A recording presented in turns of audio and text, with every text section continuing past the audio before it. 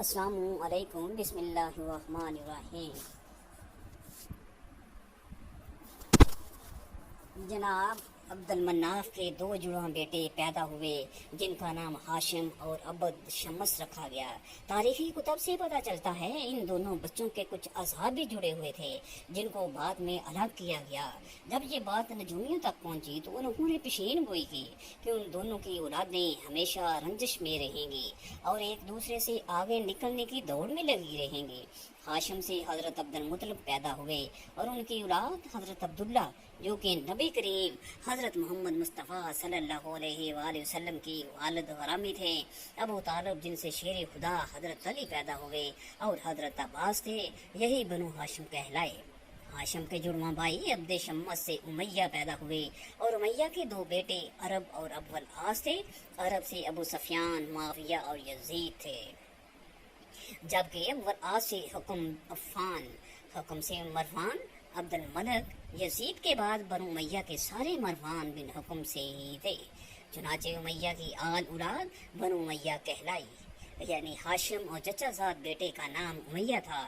جناب ہاشم اور امیہ کے درمیان پہلی چپکرش کعبہ کی تولیت پر ہوئی۔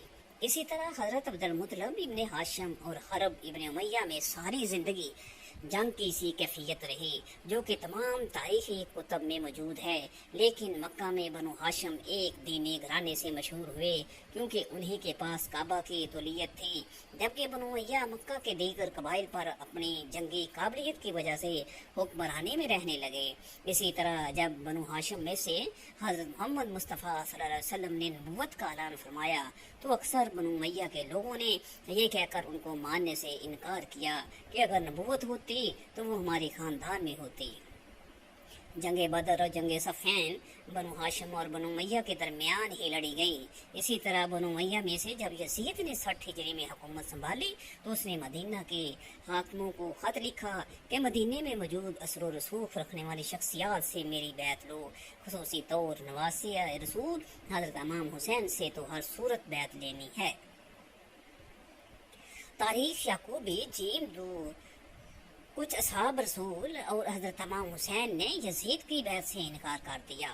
بیعت سے انکار کی وجہ یہ تھی کہ یزید کی حکومت اسلامی اصولوں کے مطابق نہ تھی، لیکن یزید دن رات اسی تہو دھو میں لگا رہا کہ کسی طرح نواسہ رسول صلی اللہ علیہ وسلم سے بیعت حاصل کر لے، کیونکہ ان کی بیعت نہ کرنے سے کبھی بھی اس کی حکومت سنبھل نہ پائے گی۔ جب مدینے میں حالات خراب ہونے لگے، شر اور فساد پھیلنے کا خطرہ بڑھا تو امام علی مقام نے مدینے سے ہجرت کا ارادہ کر لیا۔ 28 رجب کو نواسہ رسول صلی اللہ علیہ وآلہ وسلم نے اپنے قافلے کے ساتھ مدینہ سے ہجرت کی اور یہ قافلہ 3 شعبان کو مکہ پہنچا۔ مکہ میں آپ کا خیر مقدم کیا گیا اور جو قدر جو آپ سے ملنے آتے۔ 10 رمضان کو حضرت امام حسین کے پاس پہلا خط کوفہ سے آیا اور پھر بے شمار خط کوفے سے آنے لگا کہ آپ کوفہ آ جائیں، ہم آپ کی بیعت کریں گے اور یزید کی حکومت کو ہم نہیں مانتے۔ آپ نے اپنے چچا زاد بھائی حضرت مسلم بن عقیل کو اپنا سفیر بنا کر کوفہ بھیجا کہ وہاں کے حالات کا جائزہ لے۔ 6 شوال کو حضرت مسلم بن عقیل کے ہاتھ پر تقریباً 18,000 کوفیوں نے بیعت کر لی۔ حضرت مسلم بن عقیل نے نواسہ رسول صلی اللہ علیہ وآلہ وسلم کو خط لکھا کہ حالات سازگار ہیں، آپ کوفہ تشریف لے آئیں۔ ادھر خط حضرت امام حسین کو ملا تو آپ نے کوفہ کی جانب حضرت شروع کر دی۔ ادھر یزید نے کوفہ کے صحابی گورنر کو برطرف کر کے عبید اللہ ابن زیاد کو بصرہ کے ساتھ ساتھ کوفہ کا گورنر بنا دیا۔ عبید اللہ ابن زیاد پہلے سے ہی اپنے صفاقے کی وجہ سے عراق میں مشہور تھا۔ ابن زیاد نے لوگوں کو ڈرایا، دھمکایا اور قید میں ڈال دیا اور آخرکار حضرت مسلم بن عقیل کو بے دردی سے شہید کر دیا۔ دوسری طرف حضرت مسلم بن عقیل کا خط پڑھ کر حضرت امام حسین نے اپنے قافلے کے ساتھ کوفے کی جانب ہجرت شروع کر دی۔ عبداللہ ابن زیاد کو جب جگر گوشہ رسول صلی اللہ علیہ وسلم کی کوفہ کی جانب روانگی کا علم ہوا تو اس نے حسین بن تمیم کو 4,000 کا لشکر دے کر قادسیہ کی جانب روانہ کیا کہ ان علاقوں کی سخت نگرانی کی جا سکے تاکہ ان علاقوں سے آمد و رفت کرنے والے افراد کی نقل و حرکت سے آگاہی حاصل کر سکے۔ حر بن یزید रियाही का 1000 का लश्कर भी हुसैन बिन तमीम के लश्कर का हिस्सा था, जो काफिले हुसैनी का रास्ता रोकने के लिए भिजवाया गया था। 61 हिजरी 2 मुहर्रम को हजरत इमाम हुसैन के काफिले को रोक दिया गया। जब इमाम अली मकाम को पता चला कि यही करबला है, तो आपने हुक्म दिया कि खैमे नस्ब कर दिए जाएं। करबला में फौज का सिपा सलार उमर बिन साद था, जो कि खून रेजी से बचना चाहता था, लेकिन कूफा में मौजूद गवर्नर अबैदुल्ला इब्ने ज़ियाद को शिमर ने जंग के लिए उकसाया और आखिरकार 9 मुहर्रम को शिमर 4000 सिपाही लेकर करबला पहुंच गया और साथ में उमर बिन साद के लिए धमकी अमेज खत लेकर आया कि या तो हजरत इमाम हुसैन से बैत कर लो या फिर उनके साथ जंग करो। 10 मुहर्रम को नवासे रसूल सल्लल्लाहु अलैहि वसल्लम अपने जानसारों के लाशें उठा उठा कर नडाल हो चुके हैं, लेकिन शुजाअत हैदरी की झलक अब भी चेहरे पर चमक रही है। शेर खुदा के शेर अपने तमाम असासे लुटाने के बाद खुद घोड़े पर सवार होते हैं। हजरत बीबी ज़ैनब रुकाब थामती हैं। यजीद लश्कर जब तलवार हैदरी को मैदान में देखते हैं तो एक दफ़ा हलचल मच जाती है। वहाँ मौजूद हर शख्स जानता है कि नबी सल्लल्लाहु अलैहि वसल्लम ने फरमाया, हुसैन मुझसे है और मैं हुसैन से हूँ। लेकिन बदबख्त की आंखों पर लालच और तमा ने पर्दा डाल रखा था।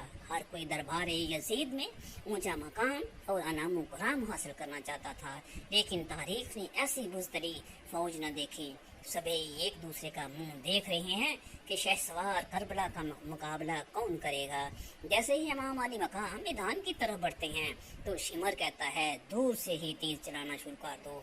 इमाम अली मकाम को तीर लग चुके हैं। शमशीर हैदरी पर पूरा लश्कर यकबारगी से हमलावर होता है।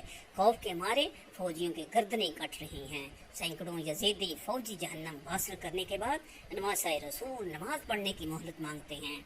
यही वो वक़्त था कि जब शिमर के जोश दिलाने पर माल की कुंदी ने पीछे से एक ऐसा वार किया, शिमर मलऊन के कहने पर सब ने तीरों की बरसात कर दी।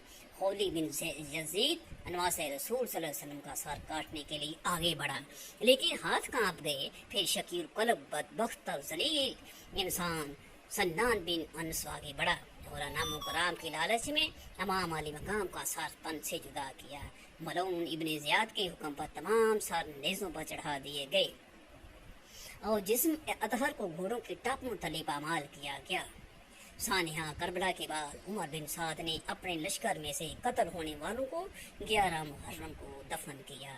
सैयदजादों और असहाब के 72 जसद मुबारक बेगोरो कफन छोड़कर और अहले बैत को कैदी बनाकर कूफा की तरफ दरबार इब्ने ज़ियाद की तरफ बढ़ने लगा।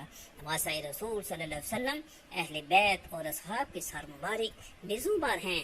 असीरानी करबला और नवासा रसूल के सर मुबारक को इब्ने ज़ियाद के दरबार में पेश किया गया।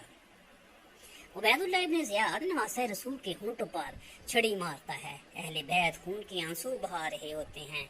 उसके बाद उबैदुल्लाह इब्ने ज़ियाद ने करबला के काफिले को शोहदा के सरों के साथ शिमर तारिक बिन महफर की क़यादत में यजीद की महल की तरफ शाम रवाना कर दिया। तारीख हुआ है कि शाम में जब काफिला पहुंचा तो वहाँ जश्न का समा था। ज़हर बिन कैस ने नुमाइंदगी करते हुए वाक़या करबला की सारी तफसीर यजीद को सुनाई। एक सोने की तिश्त में हज़रत इमाम हुसैन के सर मुबारक को यजीद के सामने पेश किया गया। यजीद ने जब नवासे रसूल सल्लल्लाहु अलैहि वसल्लम के सर मुबारक की तौहीन की तो वहाँ मौजूद हाज़रीन ने इतराज़ किया, जिसमें काबिल ज़िक्र याहिया बिन हुक्म और सहाबी रसूल हज़रत अबू बर्ज़ा सलमा थे, जिनको यजीद ने अपने महल से निकाल दिया। उसके बाद दुख्तर सैयदा कायनात हज़रत ज़ैनब ने एक तारीख साज खुतबा यजीद के दरबार में दिया, जिससे वहाँ मौजूद लोगों के दिल लरज़ उठे। यजीद जब परेशान हुआ तो उसने काफिले को आज़ाद करते हुए मदीने भेज दिया। मदीने के लोगों को वाक़े करबला की खबर मिल चुकी थी। जैसे ही काफिला मदीने पहुंचा तो वहाँ क़यामत बर्पा हो गई। हज़रत इमाम ज़ैनुल आबदीन की नज़र रोज़ा रसूल सल्लल्लाहु अलैहि वसल्लम पर पड़ी तो आप पास इतना कह सके, या रसूल अल्लाह सल्लल्लाहु अलैहि वसल्लम अपने नवासे को सलाम कबूल फरमाएं। बस उसके बाद मदीने में एक न थमने वाला आंसू का सैलाब आ गया। वमा अलैना इल्लल बलागुल मुबीन।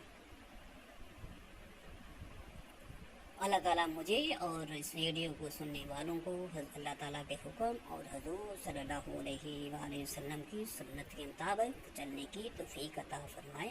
آمین آمین ثم آمین.